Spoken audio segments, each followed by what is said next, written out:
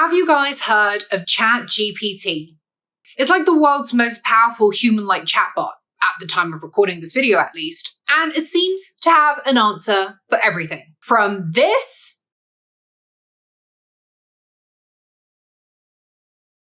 to this.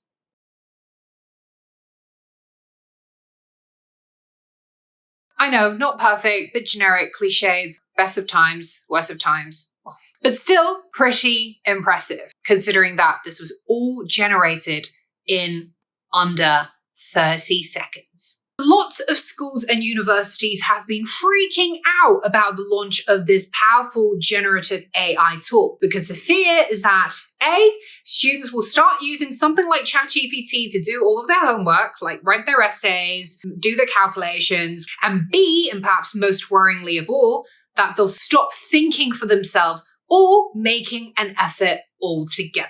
Now, this is, I think, a legitimate worry. And if you've used ChatGPT, you'll probably have found it seductively convenient and efficient, which makes the idea of relying on it for onerous stuff like homework very tempting. And as humans, we're just not very good at fending off temptation, especially when our cognitive load lowers and when something promises such quick gratification and is readily available at the click of a finger. Although, if we were to go by my recent community poll, it seems like most students aren't all that seduced by ChatGPT just yet, as the majority of you have either said that you've not used it or would not be interested in using it ever. Or that you've used it, but only for research and planning, even though what that means is also a tricky question. So anyway, here's my take on ChatGPT as an educator. I think that ChatGPT is going to replace a lot of what we do today. But for what it cannot replace, it will reinforce the importance of the human in the loop. AI can string together a perfectly grammatical sentence, but it is only the human who can imbue this sentence with feeling and character. Technology, as we know, has always disrupted and optimized, in many cases, the way humans do things. From Gutenberg's invention of the moving type printing press in the 15th century, accelerating the spread of ideas through mass publication of books, to the 21st century appearance of search engines like Yahoo and Google, making vast amounts of information accessible within seconds. Now, a similar phenomenon is happening. AI generative content is accelerating how we consolidate and communicate information. It's just doing it in a more organized, structured, and logical way. But the point is that while ChatGPT is good at organizing and structuring information, it's not capable of generating original, creative, individual, unique thought. So what this means for the future of education and assessments to some extent is perhaps a further move away from evaluating students' ability to retain, regurgitate, and convey information, especially data and facts, and a move towards a more holistic, almost human emphasis on students' ability to create new ideas, present original and even unconventional thoughts, and to communicate all of that in a way that persuades and charms with individuality and personality. So in the near future, at least for humanities subjects like literature or even history, instead of just writing essays that fulfill our assessment criteria, perhaps students will be asked to deliver more oral presentations, whether in person or by submitting video recordings and joining in online seminars. Now, I don't know if this means that those who are more presentable, charismatic, quick thinking, and oratorically eloquent might have an upper hand in all of this, just because these types tend to perform better in oral assessments. If so, I feel like that's going to put shyer, more reserved students at a disadvantage, which is of course unfair. Plus, I'm not so sure we want to encourage students to adopt this sort of smooth-talking, charmer, politician-like almost disposition, because rhetoric and charisma may be important, but too much emphasis on these qualities tend to compromise on substance and depth. But anyway, what's for sure is that powerful generative AI like ChatGPT is here to stay. So there's really no point in resisting what's a hugely disruptive and transformative shift. So in the rest of this video, I'm going to be sharing my thoughts on how I think that you as students should and shouldn't be using ChatGPT in order to become a genuinely brilliant top-grade literature student. But if you're already one, then you probably care enough about things like creative thinking, critical judgment, human insight, etc., none of which even the most sophisticated AI can ever achieve. Now, compared to something like Google, ChatGPT is better at organizing information in logical and digestible forms. And this means any long tail searches, i.e. a specifically worded query like, what is the relationship between the gunpowder plot, James I, and Shakespeare's Macbeth, or searches for curated information like, who are the three most widely cited Shakespearean tragedy scholars, etc. So with these long tail searches, you're probably going to be better off with ChatGPT. However, this is super important. You've got to make sure that you double check with another Google search if the factual information generated in ChatGPT's response is verified by another reputable source. As a case in point, I asked ChatGPT to give me 3 female literary critics on Macbeth, and this is what it showed me.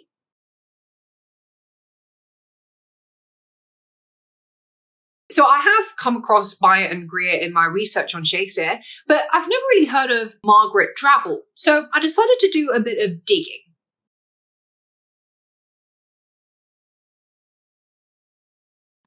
The Genius of Shakespeare sounds familiar. Maybe because I had to read it cover to cover for my final year exams back when I was doing English for my undergrad. And yes, I still remember that even though it's years ago, because boy did it give me a major headache afterwards. Who reads lit crit books cover to cover anyway? Thing is though, I remember that the book was written by Jonathan Bate and not Margaret Drabble. And I remember it distinctly also because Bate was one of my professors. By the way, guys, I'd massively appreciate it if you could hit the thumbs up button below, subscribe to my channel, and switch on that bell notification if you find this video helpful so far. This would really help me carry on making these useful English Lit study videos so that you can get top grades in the subject and we can inspire more people to enjoy the study of literature. Could there perhaps be another Genius of Shakespeare written by Drabble?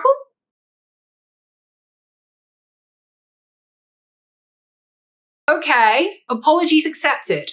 But what if I didn't know that Drabble wasn't the author, and I only knew because it just so happened that I did, in fact, have to read the book? But for a lot of students doing their own research for their Shakespeare assignment, they're not going to know this.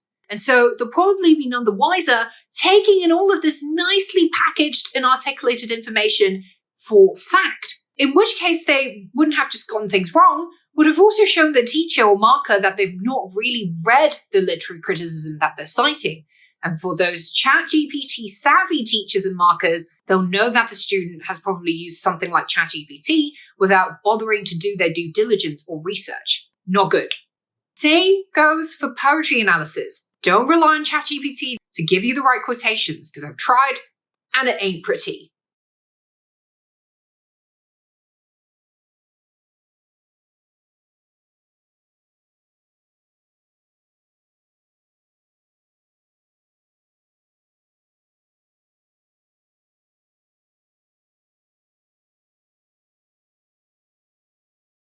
So you'll see from all of that how onerous the process was. Not to mention dangerous, with ChatGPT making its errors sound so smooth and convincing the first time round. If I hadn't double-checked the poem afterwards to find out that the answer phrases as 7 husbands or my mother would be proud of me, I would have just used them for an essay, which would have been peppered with inaccuracies. So the moral of the story is to please make sure that you do your fact checking when using a tool like this, or actually just do your own research. So I gotta admit that one thing I do like about ChatGPT is the high level of fluency in its prose. It's rare to come across spelling mistakes or grammatical errors in whatever it generates. So if you struggle with grammar or don't trust yourself to proofread your writing, then maybe it's not such a bad idea to ask the tool to do it for you. This could potentially also save teachers a lot of time when marking essays and free them up to provide more personalized, in-depth feedback about students' performance, or to just interact with their students more often now that they don't have to spend all of this time poring over typos or language mistakes that a tool like ChatGPT could easily and quickly detect. Another good way to use ChatGPT is to examine how it summarizes large amounts of information, like an article, and to turn it into a précis, and to learn from it how it extrapolates the main point from a longer piece of writing and to distinguish between key and tangential information. And this is especially useful when it comes to distilling key ideas in dense literary criticism. And that said, whatever ChatGPT produces is not going to be brilliant prose. Great writing is always unique, whether it be in style or tone. And the most articulate kind of writing is going to carry a distinct character that's unique to an individual. ChatGPT also doesn't seem to be very good at varying sentence length, which means that there's not going to be much rhythm and ebb and flow to AI-generated prose. And that almost never makes for pleasant reading. So the bottom line is, for examples of the best writing, we've got to continue to turn to works of great human authors who would bring their own character and personality to the way they write. As a case in point, let's use one of my favorite writers of all time, the late John Updike, who is widely celebrated as the father of modern American literary realism. In his story Separating, Updike writes about the temptation of divorce for married couples after they encounter a major life event.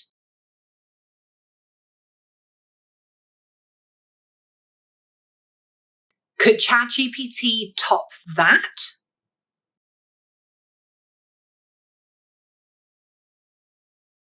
I don't know what you guys think, but this is pretty much cliche after cliche after cliche, with the occasional sophomoric simile or metaphor thrown in for some sort of pseudo-stylistic impact. So clearly, the Updike original is superior in too many ways to count, which again tells us that no AI tool can ever replace literary originality. So the thing to remember about ChatGPT is that it's only as good as the average of whatever data it is fed. And to be honest, most of the stuff out there in the cyber ether is just that, average.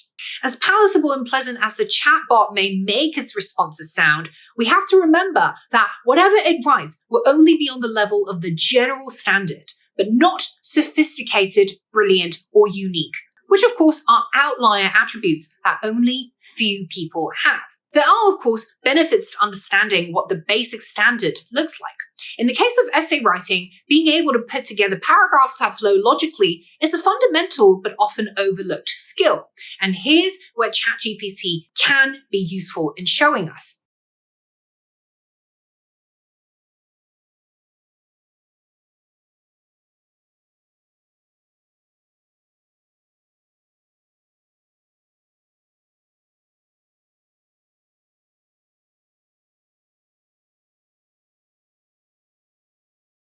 Now, this is definitely not a top grade essay by any means, because there's too many general and underdeveloped claims, and the examples the machine has given are hardly original.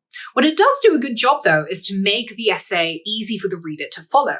ChatGPT starts by introducing us to what Romeo and Juliet is, and then adopts a clear chronological framework moving from the beginning of the play to throughout the play to the tragic end. It intersperses moments from the text to illustrate the main ideas, which are clearly stated as Juliet's defiance and willingness to sacrifice all for love, the lovers' relationship being based on passion and emotion, as well as the doomed nature of their relationship. Nothing groundbreaking or deep, and any student who would just throw in this vague comment about how the scene is filled with poetic language and romantic imagery without giving any examples will definitely not be getting any top grade anytime soon. But despite these evident flaws, what we can learn from this AI-generated essay is how easily readable it is. In fact, a fun and helpful exercise to do if you are a student is to imagine yourself as the teacher marking your ChatGPT student's essay, and to be as critical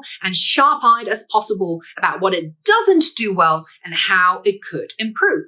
This process is going to help you develop a stronger awareness of what it's like to be on the other end of the equation. And in turn, it's going to help you develop that empathy to know how you should write an essay to make for a comfortable, interesting, and stimulating experience for your teachers. There you go, guys. ChatGPT and generative AI is incredibly exciting. And I really do believe that we are at an inflection point where AI popularization is upon us. There's really no resisting that robots will do more of what humans have previously done. And in the context of communication, it will replace some forms of factual expository writing. However, the best, most sophisticated, most creative, and most impactful sort of communication, whether written or spoken, will always be of and by the human. Because great expression is founded on uniqueness and individuality, which can only come from the organic, messy thoughts and feelings you have whenever you engage with an idea, a person, or a text. So use ChatGPT for what it's good at,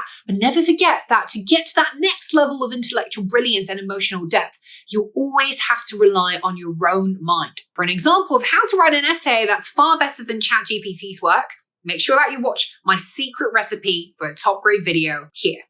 If you found this video inspiring or helpful in any way, please hit the thumbs up button below so that you can encourage me to keep making these useful English Lit videos so that I can help more passionate Lit learners like yourself all around the world. And if you haven't already subscribed, please consider doing that so that you never miss out on my useful study videos going forward. Thank you so much for watching, and I will see you in the next one. Bye!